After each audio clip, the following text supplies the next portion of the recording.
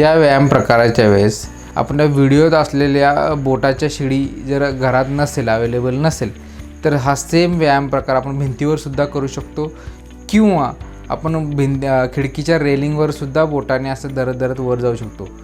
हा व्यायाम करताना आपला हात शरीराला एकदम स्ट्रेट लाईनमध्ये असायला पाहिजे, सेम ॲक्सिसमध्ये असला पाहिजे एक।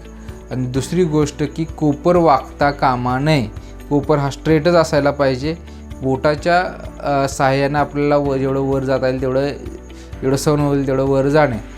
हात वर जाताना आपण कुठल्याही एका बाजूला न झुकता आपला मणका स्ट्रेट राहून आपण पुढं पाहणे किंवा आपण हाताकडे शोल्डरकडे पाहू शकतो, पण आपला हात हा स्ट्रेटच वर गेला पाहिजे, कोपरात वाकता कामा नये। फक्त खांद्यातूनच हालचाल झाली पाहिजे।